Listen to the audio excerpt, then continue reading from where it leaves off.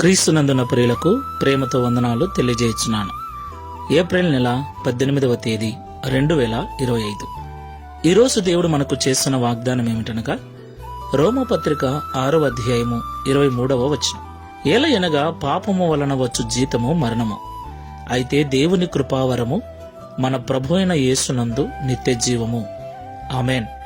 నా ప్రియమైన సహోదరి సహోదరులారా, ఈ లోకములో జీవిస్తున్న మనమందరం కూడా పాపులమే.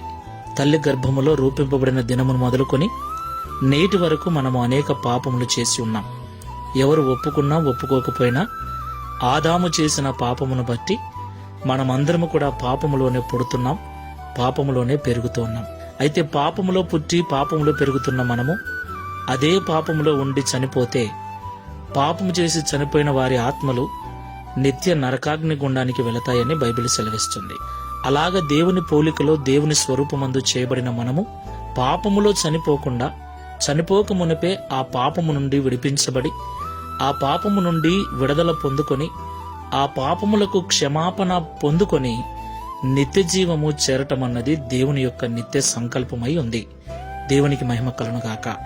ప్రియ సహోదరి సహోదరులారా, ఈరోజు గుడ్ ఫ్రైడే. గుడ్ ఫ్రైడే అంటే శుభ శుక్రవారం, మంచి శుక్రవారం. ఎందుకు ఈ దినం మంచి శుక్రవారం అయింది? అవును, ప్రపంచ మానవాళి పాప విమోచన కొరకు రక్షకుడైన యేసుక్రీస్తు ప్రభుల వారు మరణించాడు గనక ప్రపంచంలో ఉన్న మానవ జాతిని పాపము నుండి విడిపించి నిత్య జీవానికి వారసులను చేశాడు గనక ఈరోజు మనకు శుభ శుక్రవారం అయింది. ఆ విషయాన్ని నమ్మి విశ్వసించిన మనమందరము కూడా నిత్య జీవానికి వారసులమై ఉన్నాం. దేవునికి మహిమ కలుగును గాక. కాబట్టి నిత్య జీవానికి వారసులమైన మనము మరలా పాపము జోలికి పోక దేవుడిచ్చిన పరిశుద్ధతను కాపాడుకుందాం. ప్రార్థన చేసుకుందాం. పరిశుద్ధమైన తండ్రి, ప్రేమ స్వరూపుడమైన ప్రభువా, పరిశుద్ధమైన మీ నామమునకు స్తోత్రములు చెల్లిస్తున్నాం. నిజము తండ్రి, మానవ జాతి అంతా పాపము చేత నింపబడింది. పాపములో పుడుతుంది, పాపములో పెరుగుతుంది. అయితే పాపములోనే ఉండి చనిపోకుండా మనుషులను పాపం నుండి విడిపించటానికి నరావతారిగా భూమి మీదికి వచ్చి ప్రపంచ మానవాళి పాప విమోచన కొరకు శిలువలో మరణించిన దినం ఈ దినం. ఈ నీ మరణ దినాన్ని శుభ శుక్రవారముగా జరుపుకొనుటకు మాకందరికీ మీరు ఇచ్చినటువంటి విశ్వాసమును బట్టి స్తోత్రాలు.